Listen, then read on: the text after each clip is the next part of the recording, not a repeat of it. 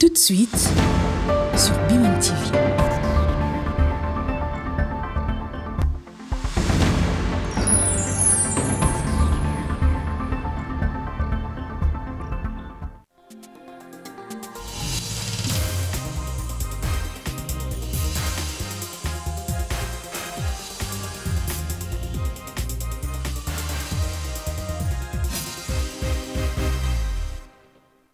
Bonsoir à tous, merci de nous rejoindre pour cette édition d'information à la une ce soir. Levée des immunités et autorisation de poursuite contre Joseph Kabila par les sénateurs. Une décision qui divise la classe politique congolaise. Les réactions fusent de partout entre soulagement, applaudissements et prudence calculée. C'est une onde de choc politique qui traverse les institutions. L'ancien président accusé de trahison, de crimes de guerre et d'appui à une rébellion est désormais dans le viseur de la justice militaire. Il a promis de réagir. Une réaction à suivre dans ce journal. Pendant ce temps, la Commission des affaires européennes de l'Assemblée nationale française a adopté la résolution européenne visant à soutenir l'intégrité du territoire territorial de l'RDC et condamne le soutien du Rwanda aux rebelles de la FC-M23, une initiative portée par le député Carlos Manters Bilongo qui dénonce l'implication directe de l'armée rwandaise dans la guerre en RDC, une action qualifiée de violation manifeste des accords internationaux garantissant l'intégrité des frontières. Dans l'entretemps, dans la province du Kwango, face à des montées des tensions liées au phénomène Mobondo, Omar Bogarandré, député provincial nouvellement élu, place le retour à la paix dans cette province comme son cheval de bataille, sans négliger les urgences du quotidien, route, éducation, accès à l'eau et développement local. Dans ce journal, nous irons à la rencontre de cet élu provincial qui, son arrivée, officialise un engagement d'être un homme de terrain et proche de la population.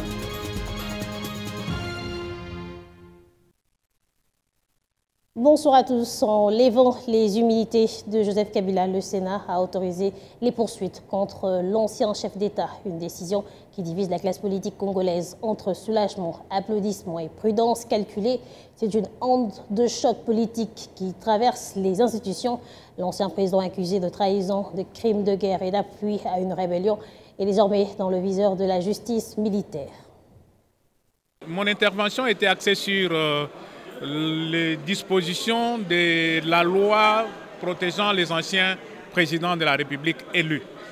L'article 7 et 8 parlent du statut pénal de l'ancien chef de l'État ou de l'ancien président de la République élu. Et l'article 7 parle des actes posés dans l'exercice des fonctions du président de la République.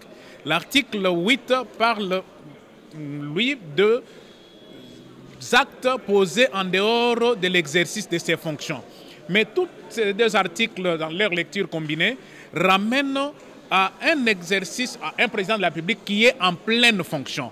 Il peut poser des actes qui relèvent de son exercice présidentiel, tout comme il peut poser aussi des actes qui ne relèvent pas de l'exercice de ses fonctions. Alors, dans l'un ou l'autre cas, le président est en place, il est en fonction. Alors, beaucoup de gens confondent, conformément à l'article 8 qui dit pour les actes posés en dehors de l'exercice de ses fonctions, pour lever les immunités, il faut se référer au Congrès, les deux chambres réunies. Mais pour qu'on parle du Congrès, il faut que ce soit des actes posés pendant que l'intéressé est encore président de la République. Et que ces actes infractionnels soient posés en dehors de l'exercice de ses fonctions de président. Alors, la loi parle des actes posés en dehors de l'exercice de ses fonctions, c'est-à-dire que le président est en fonction. Et alors, les autres confondent avec les actes posés après l'exercice de ses fonctions. Alors, il fallait faire la nuance entre les deux incises, les actes posés en dehors de l'exercice de ses fonctions, se distingue des actes posés après l'exercice de ses fonctions. Ici, il s'agit des actes posés selon les réquisitoires de l'auditeur général. Il s'agit là des actes posés après l'exercice de ses fonctions, c'est-à-dire il n'est plus président de la République, il est maintenant sénateur, il est collègue sénateur. Et pour les actes infractionnels, entre guillemets, posés ou après l'exercice de ses fonctions, alors qu'il est sénateur, c'est notre chambre, c'est le Sénat qui doit analyser les réquisitoires de l'auditeur général. Et donc, sur ces points-là, il y avait trop de confusion. Les autres disaient qu'il fallait que ça soit traité en congrès, alors que ce qui est traité en congrès, c'est pour les actes infractionnels posés en dehors de ses fonctions, alors qu'il est encore président. Merci. Quand Paris parle, Kinshasa ne peut plus faire semblant de ne pas... Quand Paris parle, Kigali ne peut plus faire semblant de ne pas entendre. La Commission des affaires européennes de l'Assemblée nationale française a adopté une résolution inédite, soutien total à la RDC et condamnation explicite du Rwanda pour son appui au M23. Un texte fort porté par le député Carlos Martins Bilongo qui appelle à des sanctions ciblées et dénonce les crimes commis à Bukavu par le M23, dont des exécutions d'enfants, une voix étrangère qui rejoint enfin l'angoisse congolaise. Et pendant que l'international prend position, la réalité congolaise reste marquée par des drames intérieurs. Direction Bunia en Ituri pour une tragédie qui choque l'opinion. Il est tombé en quelques secondes, laissant derrière lui la poussière, la peur et les cris. À Bunia, un immeuble à 4 niveaux s'est effondré ce jeudi 22 mai alors qu'il était encore en construction. Des élèves en formation s'y trouvaient au moment du drame. Bilan provisoire, 1 mort, 5 blessés et plusieurs personnes coincées dans les décombres. Le gouverneur militaire s'est rendu sur place. L'émotion est vive.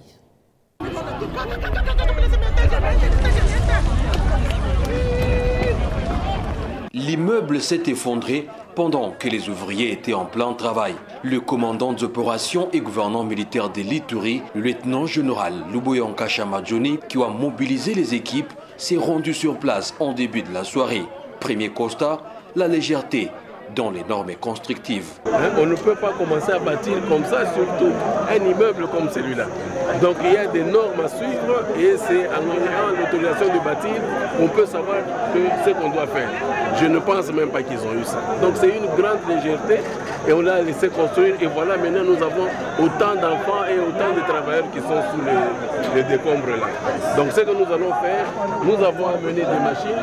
Depuis que je suis arrivé, depuis que j'ai été informé, je suis en train de suivre ça. On a amené des machines, mais malheureusement ces machines-là ne peuvent pas travailler parce que l'immeuble est tellement fragile que si vous osez encore y toucher, ils seront encore davantage en insécurité là-bas. Merci. Le numéro 1 de l'Ituri, toujours aux côtés de ses administrés, sur place a compati avec les familles éplorées. Voilà un peu le dégât quand on est léger, n'est-ce pas, dans son travail. Donc je demande à tout le monde de prendre son courage en main et de suivre vraiment, d'être avec ces familles qui sont vraiment éplorées pour le moment. Occasion pour cet officier général d'inviter les constructeurs à bien vouloir respecter les normes durant cette période où le chef-lieu de l'Ituri est à son éclosion. Bunia est en train de se développer à une vitesse vertigineuse.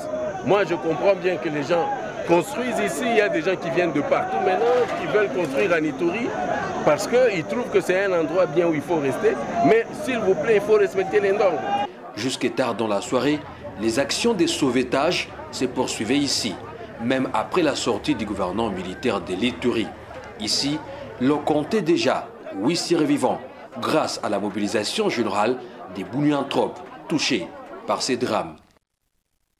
Pendant que certains pans du pays s'écroulent, d'autres voix s'élèvent pour reconstruire.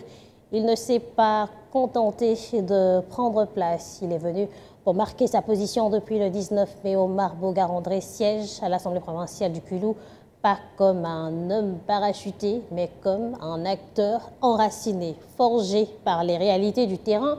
Son mandat, il le place sous le signe de l'action utile, restaurer la paix face au phénomène Mobondo, redonner aux infrastructures leurs fonctions et ouvrir le Kwilu aux investisseurs. Entre proximité, rigueur et vision, il trace sa route sans bruit, mais avec poids.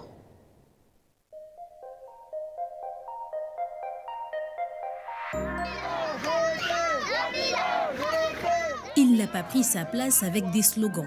Il l'a gagné à force de présence, d'écoute et de constance.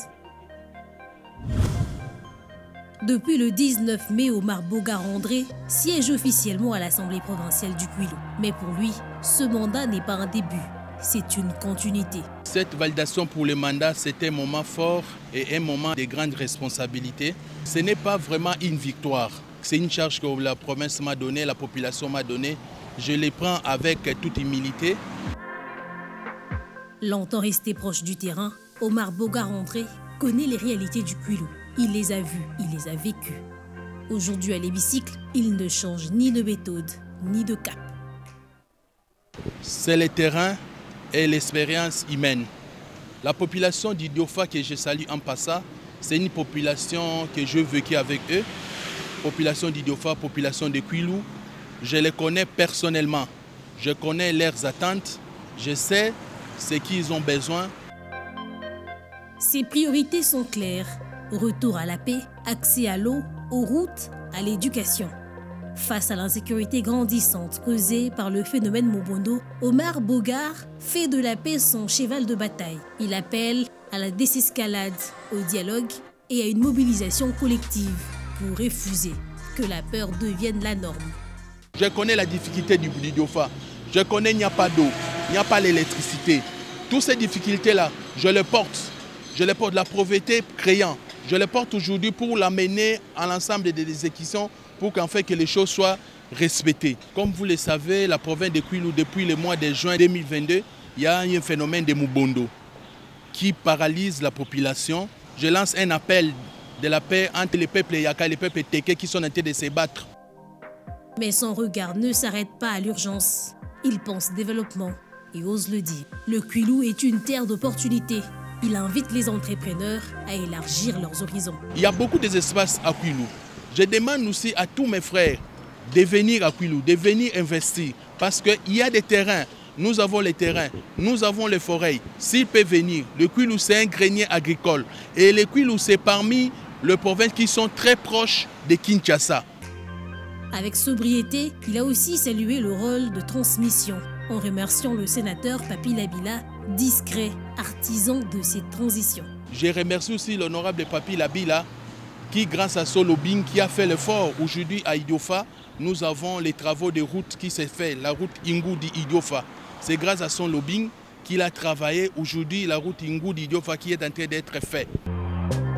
Pas un élu de circonstance, une voix enracinée, lucide, tournée vers l'action. Omar Bogar-André ne promet pas, il s'implique. Une position qui s'assume, une paix qu'il veut reconstruire.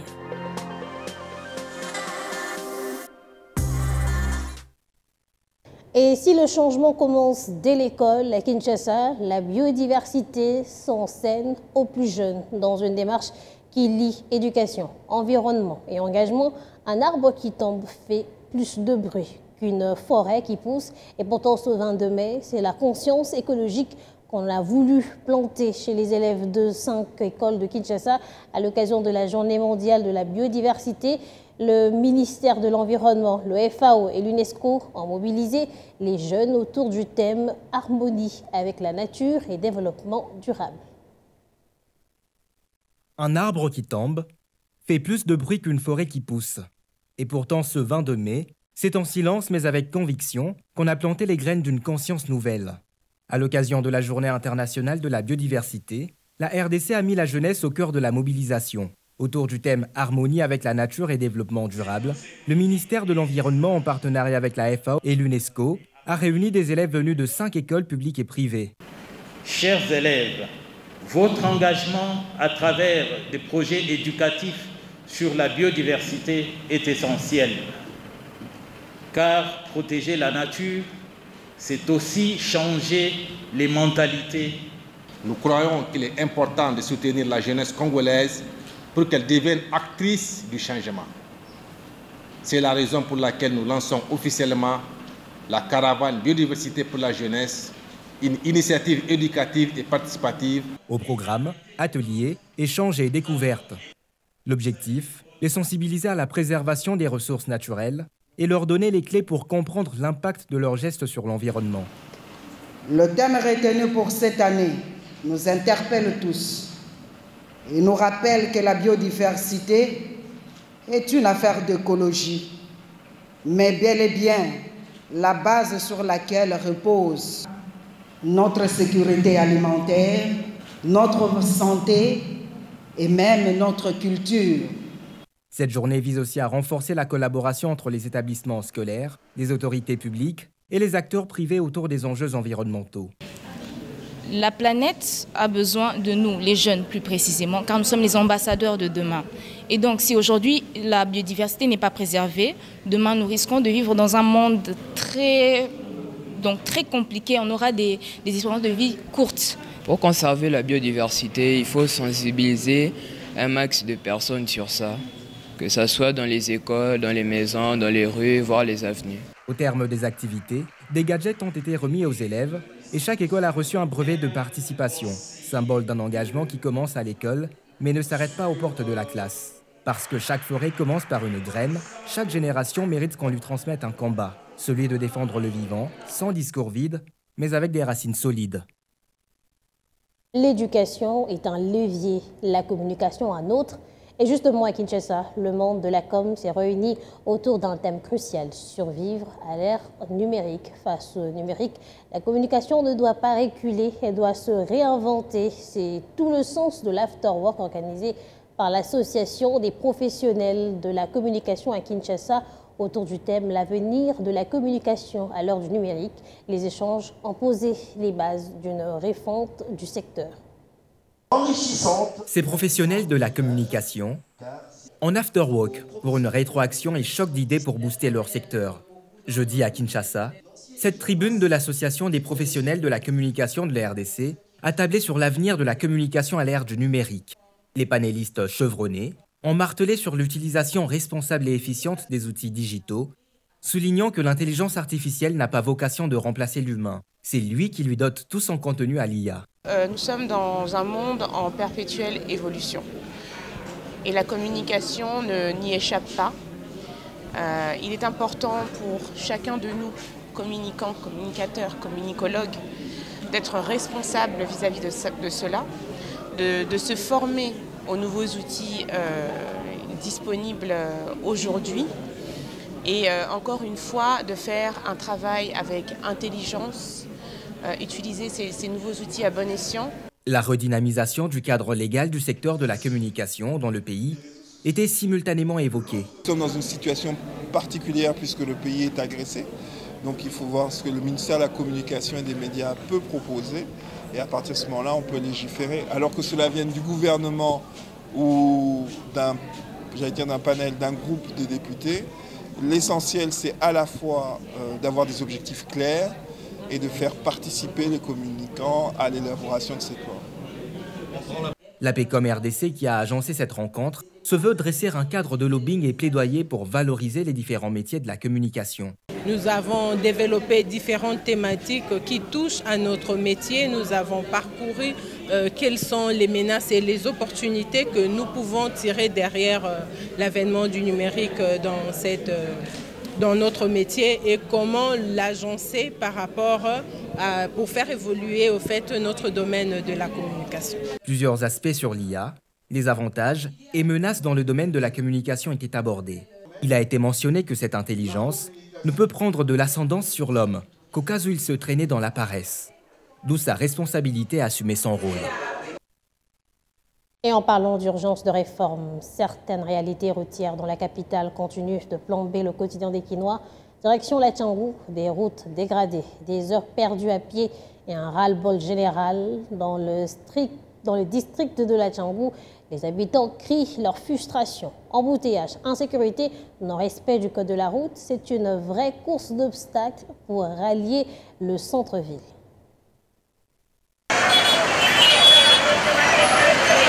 Les embouteillages dans la ville de Kinshasa, un véritable casse-tête. Parmi les raisons qui concourent à cette situation, figure en bonne place l'état dégradé de la voirie urbaine. Ce mercredi, à la tribune de la plénière de l'Assemblée nationale, des voix se sont élevées, notamment celle du député Prince Kangila, élu de la Tchangou, pour dénoncer la souffrance de la population. Honorable président, Toza Awa, donc embouteillage est 5 heures, on a entraîne à Bisso Nyonso, ils ont endommagé. Ça, ce ne sont pas des kilomètres, honorable président.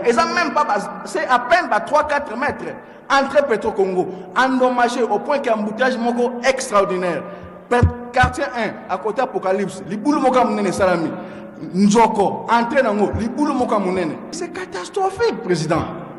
Pour nanini, tu as observé destruction, il y a voirie na biso na miso na biso boy.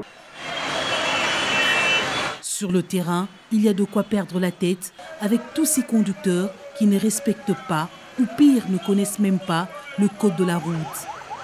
Le sens interdit est devenu la voie royale pour les cortèges officiels ainsi que les wewa et quelques chauffards. Trop d'embouteillage. Bata moto, sens unique, autorisé. On va konzi, on va ça sens unique. Mais on va konzi, on va sens unique. Et quand on vient de la Tchangou vers le centre-ville, ce casse-tête se transforme en véritable parcours de combattants. Pour un rendez-vous à 8 h du matin dans la commune de la Gombe, vous êtes obligé de partir de chez vous pratiquement à l'aube. Et là, ça ne fait que commencer. Depuis Pascal, Sinde na komi un peu dans le transport. Donc, embouteillage venez bel, Orobima, et comme il, tu commences à 4 h, pour y aller 22 h. Donc, bana kutu moyen ba mono ezate. Ça dit embouteillage l'équipe na.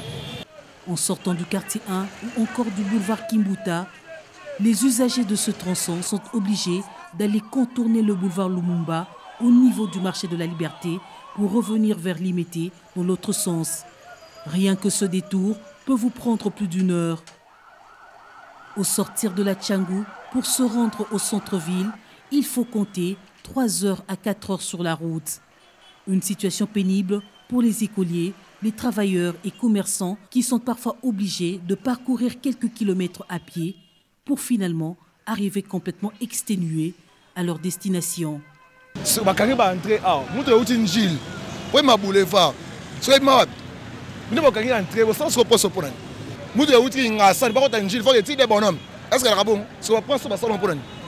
Pourtant, pour la Tchangou, il peut exister des débuts de solutions. Par exemple, la réhabilitation de la première entrée quartier 1 et discipliner le stationnement des transporteurs en commun aux arrêts de bus entre le quartier 1 et abattoir. Les riverains demandent également l'ouverture du passage et l'installation de la police au niveau de la sortie Apocalypse pour éviter le détour. Pour Nangaï, il faut créer une route secondaire. La route secondaire, soit décentraliser la ville en Okaka, dans ce coin, des grands chantiers sont en cours. La construction d'un stade au terrain Sainte-Thérèse, la réhabilitation du boulevard Luemba, la construction des nouveaux bâtiments communaux de Ndjili, sans oublier la route Sekomaf. Celle-ci, route de desserte agricole par excellence, peut au moins désenclaver la commune de Ndjili. Les habitants déplorent sa dégradation continue. Ba moto zo kwea bino bomoni ba image donc nzela peneza mabe to senga na ba konzili kamunini nzela o yango ba ekende tina 1000 maisons iska ba sali 1000 maisons nzela o yango na e sala ba carrière nyoso filmo mona ba camion zelo boulevard na biso ba terre jaune mabanga nyoso eutaka awa na carrière o eza awa mais tala nzela ngondenge ezali. Sur la route, c'est l'anarchie totale. Tout le monde est pressé. Personne ne veut laisser passer personne, aggravant ainsi la situation. À se demander s'il existe réellement une police de circulation routière. À cela, il faut ajouter le nid de poule un peu partout, de travaux de réfection qui durent indéfiniment, des caniveaux bouchés qui transforment les avenues en lacs.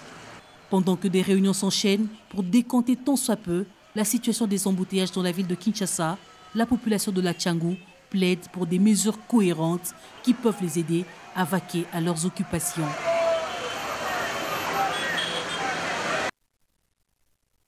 Et pendant que certains se battent pour avancer, d'autres se relèvent difficilement. Les sinistrés des inondations causées par la rivière Lubuyu au site Kichanga et Kale-Douloa vivent dans des conditions difficiles. Mercredi, ils ont reçu la visite de la ministre des Affaires sociales et Action humanitaire qui a personnellement constaté les dégâts de ce drame.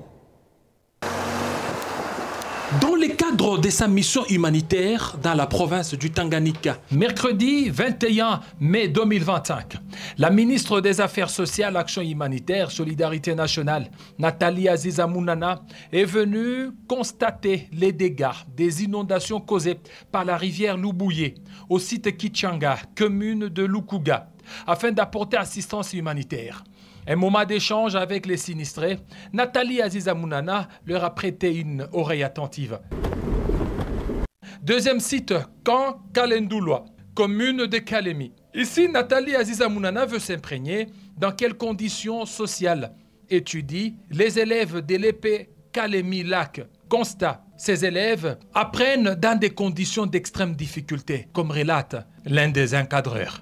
Les élèves que j'ai, ce sont des élèves des sinistrés, des inondations de lac Tanganyika. Au camp Kalendouloa, où plusieurs victimes des débordements du lac Tanganyika sont installées, l'on compte 5000 personnes vivant dans des conditions humanitaires difficiles, sollicitant par ailleurs l'implication de Nathalie Aziza Mounana.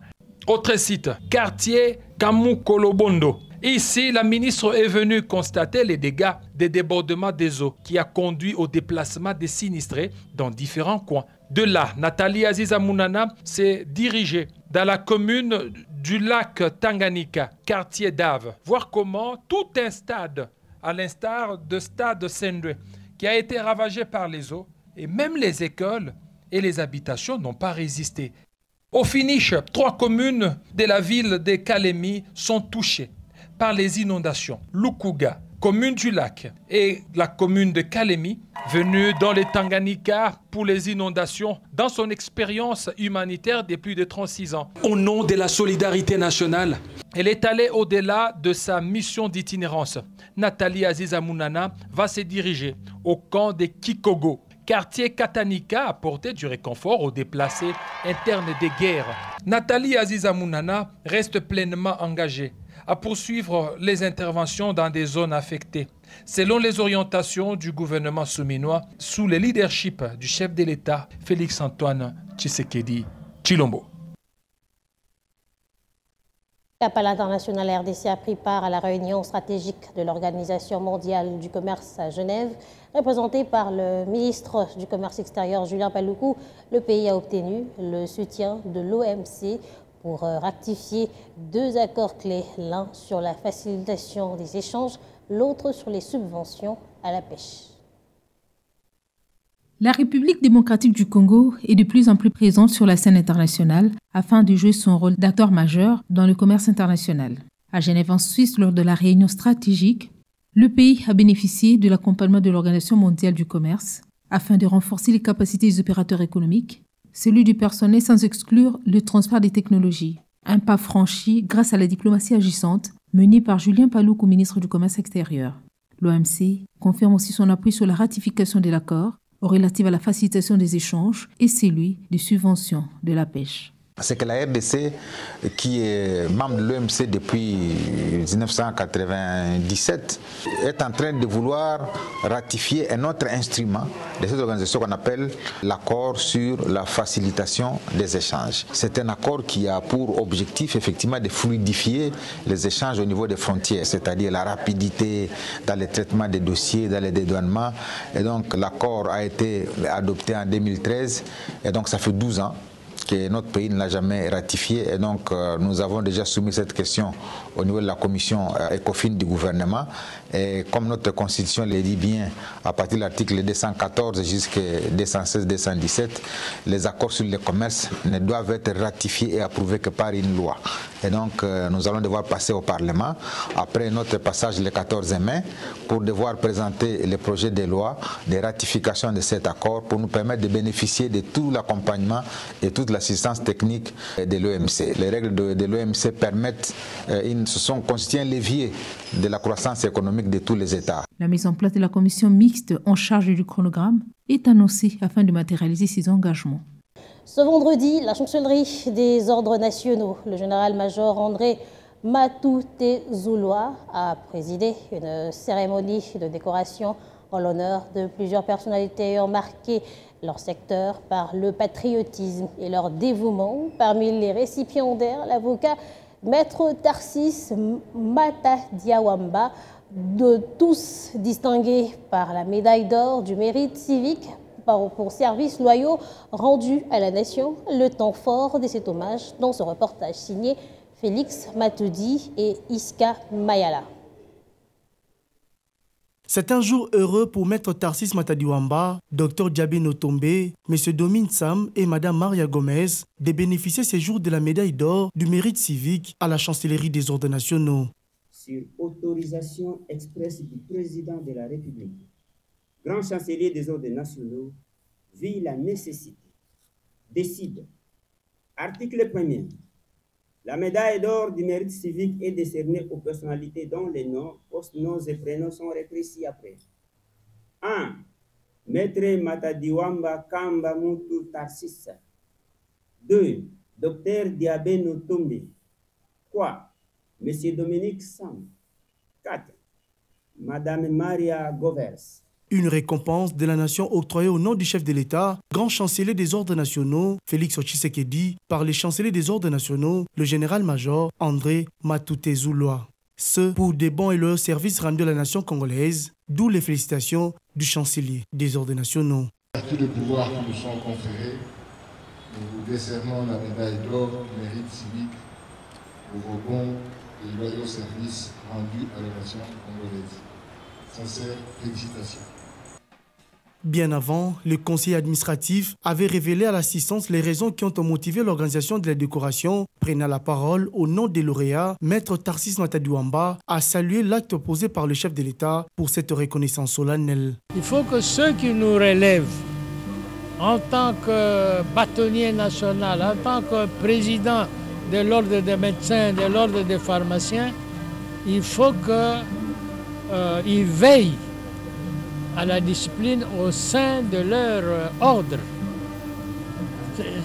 C'est ça. Sinon, alors, c'est chacun qui va travailler au mépris des règles et donc au détriment du peuple.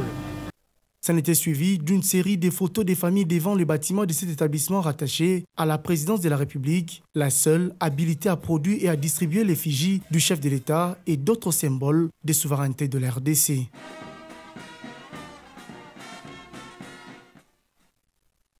C'est la fin de cette édition. Merci de nous avoir suivis. Retrouvez nos rediffusions sur les plateformes habituelles et continuez à suivre notre actualité sur nos réseaux sociaux.